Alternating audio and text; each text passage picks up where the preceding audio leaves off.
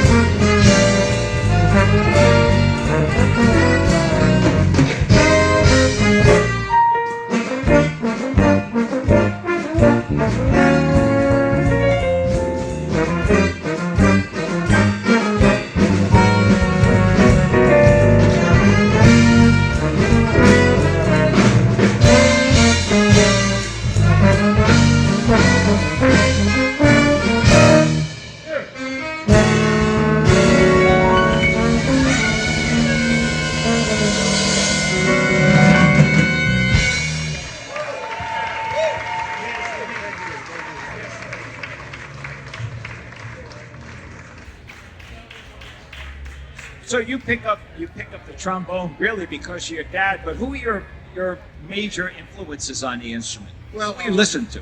I listened to the trombone player in my father's band was named Henry Freeman, and I like him because he gregarious, gregarious kind of a guy. He always talking and laughing, and he played kind of trombone like that. So I wanted to be like that, but I was listening to that J.J. Johnson. J.J. Johnson is a fine jazz trombone player. Anybody?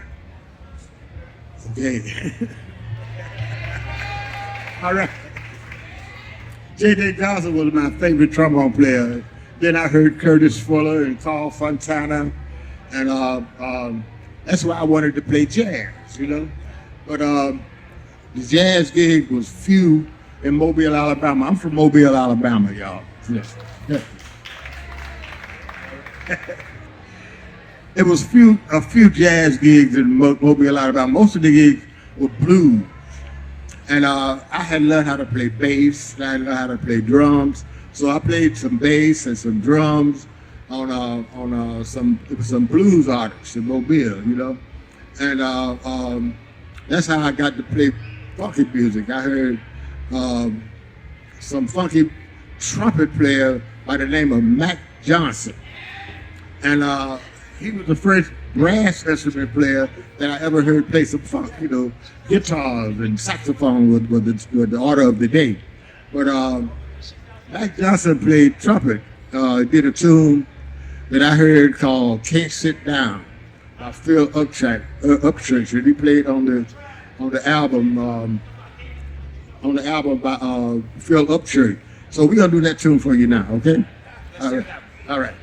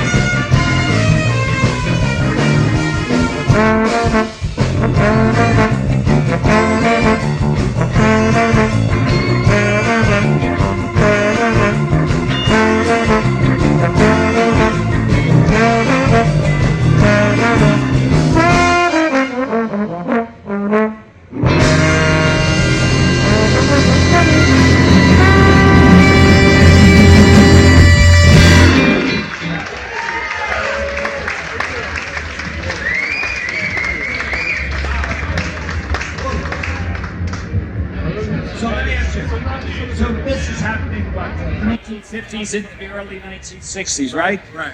Eventually, you're going to start going outside Alabama, and you're going to wind up with someone by the name of James Brown. How does that happen? Well, before I ended up with James Brown, I played with Ike and Tina Turner, and by the time I had learned how to play funky trombone, I didn't know it was funky trombone, but I could play the blues chords and things that went along with funky trombone. So I got the gig with Ike and Tina Turner, and I went into the Army, and I spent 3 years in the Army, and I came out of the Army, was looking for a gig, and a friend of mine from the Paul A. Miller Circus, named Raymond Reed, he gave me a job, he got me the job with James Brown. Before we go there, talk about Ike and Tina Turner, because that was one of the great soul R&B groups at the time, before Tina, of course, goes solo. What was it like playing with those guys? It was a learning experience for me. I was 17 years old at the time, and Ike Turner was a good band leader. He paid everybody on time, well, everybody wore nice uniforms and everything, and we did routines and stuff. I hadn't done any routines or wore a uniform or anything like that, but Ike Turner taught me all the ins and outs of being a band leader. He was a great teacher about that. How about Tina? What was that relationship like? Well, We'll go there. I guess you've heard all the stories about saw the Tina. movie, right? Yeah. But I didn't get into that too much. That's one thing I didn't pay much attention to. I mean, I didn't like it, but I didn't pay much attention. But anyway, Ike Turner was a great. You were on the road life in that time. What was it like? It was an experience for me. I went from place to place, and I enjoyed it. In fact, when I left home, my mom was she was putting me up to be the first black milkman in Alabama, in the world, really, as far as we knew. And I had passed the test and everything, and so I. The test? Yeah. You're gonna pass the test to be a milkman? Hey, they gave me a very detailed test. And you passed. I passed, So I was set to be the next milkman, but Ike Turner came up with the gig, so I didn't know how to tell my mom. So we went to Gulfport, Mississippi.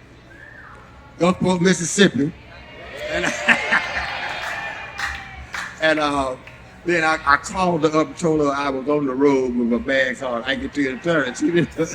So she was very disappointed, but that started me to on my career. You're 17 at this time. I was a kid. A kid. And they let you go. Oh yeah. Well, I stayed with Ike for about a year. Yeah. And then Hank Ballard and the Midnighters came along, and the guys in the band, I knew most of them. I had been in college with one guy, and we had grown up with another guy, and he told me, Hank Ballard band plays jazz. So that was appealing to me, because I always wanted to be a jazz player. Ike Turner didn't play much jazz.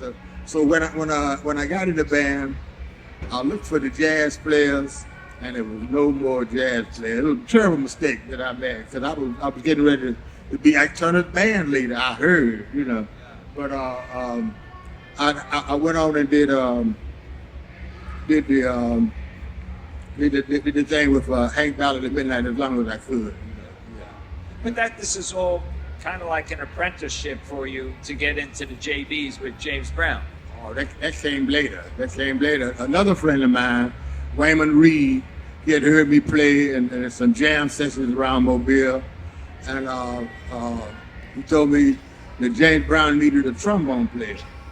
So, without hesitation, I took the job.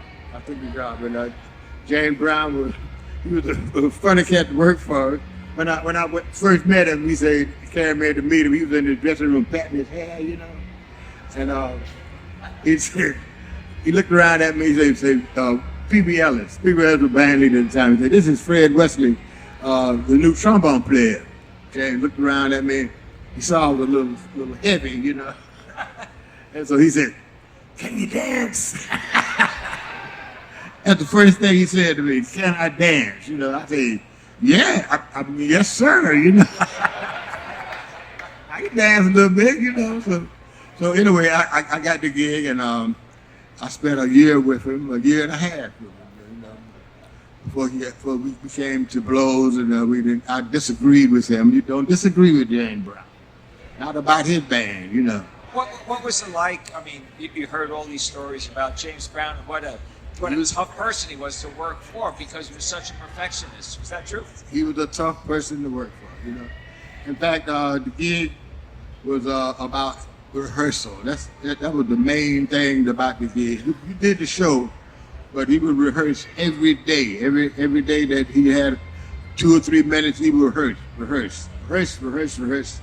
And you know, I got tired of that, but I learned how to arrange music and how to dance and how to put shows together from James Brown, just watching him, you know. So I didn't like it, but I learned a lot from it, you know. You know, this is Funk Fest, obviously. We're talking ultimately about funk music. Yeah. The elements of funk, are they starting to now come to the surface in your playing as well as what the bands are playing around this time? Do you start to feel like, man, this is starting to feel different? This is starting to sound different? Well, not so much funk music. I played funk with Parliament Funkadelic. Yeah. They were the funkiest group I ever played with, you know. Bootsy Collins. Which we'll talk about in a minute. Yeah. But What other elements of funk coming up? Are you feeling that in James' music and Ike and Tina Turner's music? James Brown was different. His music was different from any music I had ever heard before, you know. And that's one of the main reasons I stayed with him so long. But we had to do something new every day, you know. And I learned from Pee Wee Ellis. Pee Wee Ellis was with the band. Maceo Parker. Yeah, I learned a lot from him, you know. And other guys in the band, Jimmy Nolan and Jabbo, John Stark. They were doing things that other bands wasn't doing. And so I learned a lot from it. So that's why I stayed around a long time. Yeah. Now this time, we're into the 1960s or so. What's it like? Playing with James Brown, given this situation? You have the civil rights era going around, and James is getting involved in that, but it was a tough time, especially down south, I presume. It was really a tough time. We had to stay in rooming houses, you know, rather than hotels. The first hotel I stayed with was in Greensboro, North Carolina, the Albert Pick Motel. You ever heard of Albert Pick? It was a motel that allowed black people and white people to stay in the hotel, you know. But it was a rough time, you know. I don't know if you've heard about James Brown saving Boston one time when Martin Luther King got assassinated. James Brown went to Boston and saved the city from a terrible riot by performing anyway, you know. Martin Luther King, that was Martin Luther King. Yeah. And you know, we went through a few things like that, you know, but it was still about music for me, about learning how to do music and how to arrange and how to put shows together, you know. You said before your first love was jazz, and you obviously started out as jazz. Yeah. Was there ever, during this period, before you even get to Funkadelic, was there ever a thought in your mind that, you know what, this is all great and everything, but my first love is jazz, and maybe I'm going to go in that direction? Well, I thought about it, you know, but I was still had a gig with James Brown. He was doing interesting music, you know, and I was learning so much from him. I couldn't leave, you know. I was learning from Pee Wee Ellis, who finally left the band and left it in my hands, and so I could do whatever I wanted to do. We did tunes like Pastor P's, Funky Good Time, you know, and in fact, we did Funky Good Time, which made me famous, you know, because I did a solo on that, you know. But I always wanted to play jazz, but I never got the chance to do it. I mean, pure jazz as with Miles Davis and Horace Silver, but James Brown kind of a jazz, you know. There was jazz in it. Whatever we did had a little jazz in it, you know. Yeah. You got another song for us? Yeah. What song can we do next? Done it to death. Okay, now this is the tune that made me famous. Sure. it made me famous. But it was mainly John Starks, the drummer, with Jabbo. He had a shuffle beat that. Anyway, I'm gonna play the song for you right now. Okay. All right. How do we start? Here we go. We're gonna do funky good time for you.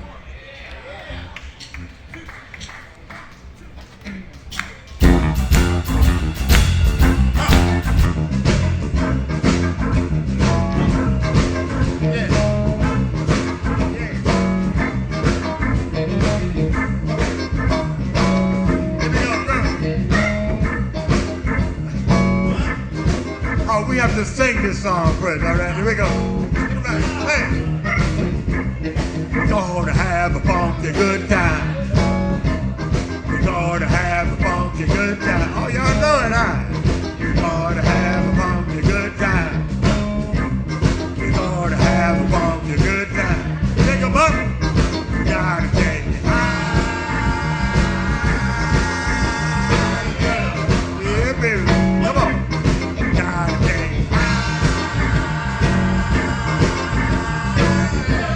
Funky good time, one more time. Everybody sing, sing. We're gonna have a funky good time. We're gonna have a funky good time. We're gonna have a funky good time. We're gonna have a funky good time. Sing 'em up. We gotta take it high. Yeah, hold up there, come on. We gotta take it high. With the blow, you gotta say friend, say friend. What? Say friend. Bring it down. Come on, everybody. Come on, say friend. Say friend.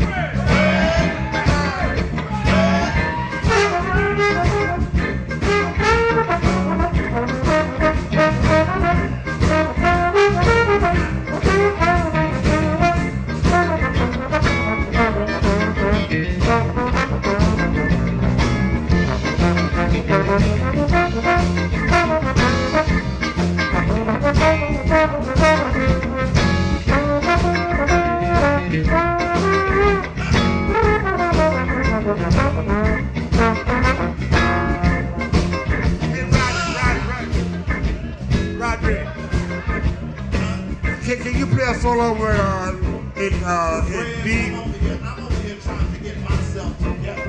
Well, you got to get yourself together in D. In D. We want to Let's go. Let's hit it. down D, Down D. funky D, Funky D. dirty D. Dirty D. We going to D.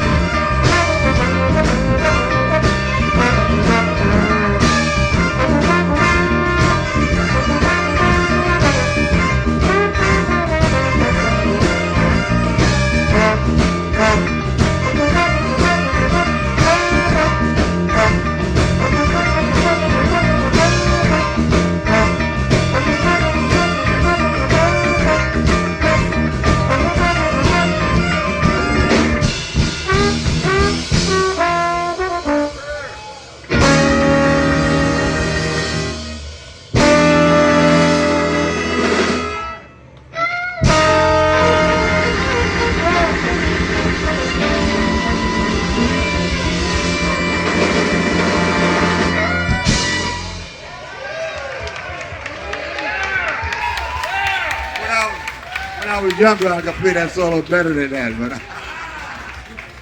But that was the two that made me famous. And it was called Fred Wesley and the JBs after that. Explain why that, for the record, why did that make you famous? What was the... Because I played an impromptu solo, which everybody knows. Most musicians in the world know that solo. Right. You know, they can play it better than I can. You know. But that what made me want to know who played the solo. So it was Fred Wesley. So James Brown changed the name of the JB to Fred Wesley and the JB. Yeah. So, you know, that and others have been sampled. Oh, yeah. Of yours have been sampled. When you first heard sampling, what did you think? Did you think it was a ripoff? Were you honored by it? What was your feelings? Well, at first I thought it was a ripoff, you know. I said, why can't these cats learn how to do their own music? You know, why you gotta steal our music? But then when I saw that first check, I said, oh, yeah. I said, sample more. No, but I think it's a way of connecting the old with the new, and it would make funk last forever, you know? Yeah. We talked about James Brown, but you didn't talk about George Clinton yet, another pillar of funk music. How did you get that gig, and what was it like? Well, you know, James Brown was a difficult person to work for, and I went along with whatever he said for a long time. I said, yes, sir, Mr. Brown, you're right, Mr. Brown. But one night, he said they gave away tickets to the Nassau Coliseum to see the Stylistics and the OJ to keep him from having a crowd at Madison Square Garden. And he said, ain't that right, Fred? I said, hell no. And you don't say no to Mr. Brown. You don't say no to him if you intend to keep the gig, you know. So that was on the way out. And I had already talked to Boosie about coming on board with me and Maceo. We were talking about coming with Parliament Funkadelic. We went with George Clinton and Boosie Collins. Yeah. Now, Bootsy, of course, we talk about bass players in funk. Yeah. Kind of wrote the book on that. Talk about his relationship and what he brings to the music. Well, you know, Boosie is a naturally funky person. He dresses funky, he talks funky, he plays bass real funky, you know. And so I always admired him for his funkability. His funkability. I like that word, funkability. And he's a great producer, and we had. What is that? So anyway, I went with George Clinton and Boosie Collins, and we had a long run together. I did some horns on his tunes. I don't know what that. Anyway, Tear the Roof Off the Sucker. Was George Clinton as tough a taskmaster as James Brown? Oh no, George always he always very respectful, and he was always eager to hear what I had to play, you know.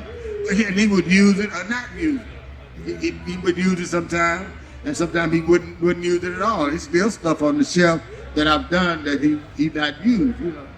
But Boosie was the one that did the rhythm tracks, you know. We did somebody talking. I think it's at the other stage. Yeah. But we did album with Boosie, and we did a lot of work with George Clinton, Boosie Collins.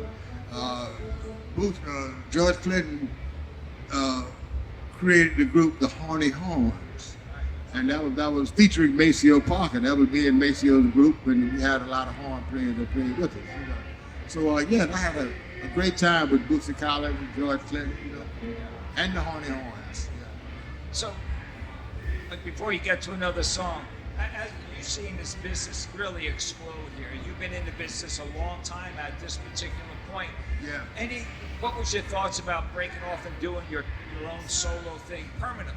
Yeah, you know, I've always been a side man, and I'm very comfortable on the side of the stage with James Brown or with Parliament Funkadelic. You know, I'm not gonna go out there and wear feathers and stick up my hand and dance around like a crazy person. You know, I'm not gonna do that. I'm not gonna do that. But I will support that. You know.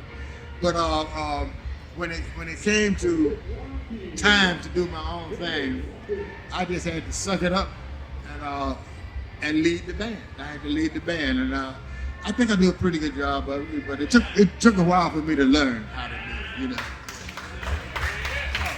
Thank you. You got another song for us. Oh. Now here's a song that's indicative of what jazz and funk can do together. So this is the tune I put together for Clyde Stubblefield, one of the great drummers with Jack Brown. It's called Chicken Picking.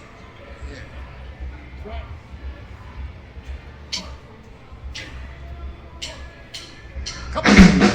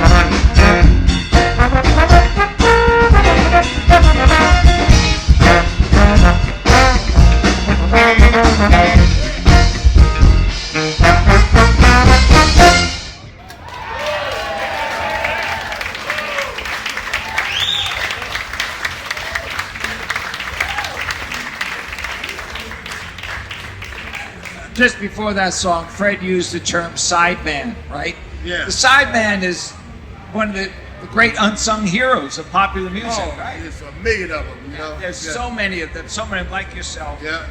When you think about a sideman, what are the most important characteristics that a sideman has to have other than good chops? Well, good chop, but you have to I hate to say it like this, but you had to take a lot of shit from a lot of people. That's the truth, right? I mean, these stars, they're either a diva or a man who wants to be a diva, you know. And you have to have the wherewithal to deal with that. You have to deal with that and still get the music out, you know. Everybody has their side man. I hate to name them, you know, but I learned from a lot of good side men and a lot of bad side men. They don't last long, you know. But good side men are the ones that keep the band together and to keep the music going flow, you know. Yeah. But I am a side man. And a proud one at that. Very proud of it. In fact, I might be king of the side man. Well, having worked at the Rock and Roll Hall of Fame in the early years when they were just bringing in as inductees the stars, eventually the Rock and Roll Hall of Fame Foundation, the people who vote for it, came to their senses and started to put people, sidemen, into the Rock and Roll Hall of Fame, deservingly, obviously. But they missed one guy, right here. So you need to let them know Fred Wesley needs to be in the Rock and Roll Hall of Fame. Yeah, let's start a movement. Yeah, let's start right now. Right? But I wouldn't know how to act. I probably wouldn't even go. No, You know? come on. No. Hey, we're almost out of time here. Yeah. I think you got one more song for us, huh? Okay, well we'll do what I consider the funkiest song ever written in my lifetime. It's by Herbie Hancock. You know, me.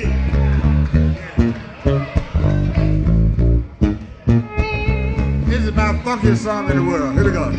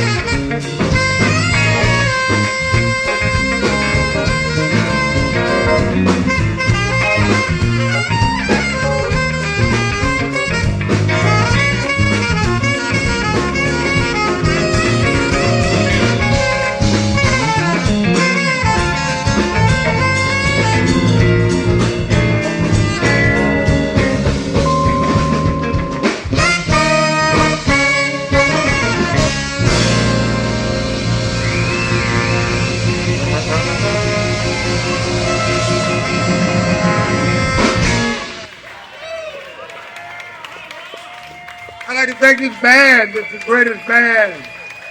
It's not my band, but it's the finest musicians in New Orleans, yeah. All right.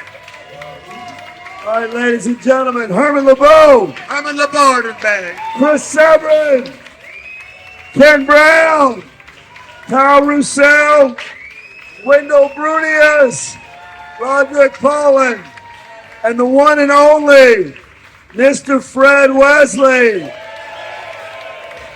Y'all give it up for Fred Wesley. A man who not only has some Louisiana roots that he told us about, but he's got the root of funk. He's one of the biggest living legends of funk, even though he describes himself as a sideman. He's blessed us with having his presence here, telling his story. That's something that we're going to take into this museum project. We're going to curate that as part of our story. You got a chance to see how humble he is, talking about even the elements of funk not even sort of existing while he was making them happen. And it's just a privilege and an honor to be in your presence. Thank you for being here all weekend, playing in all the bands that we have. We honor and respect you, sir. Thank you so much.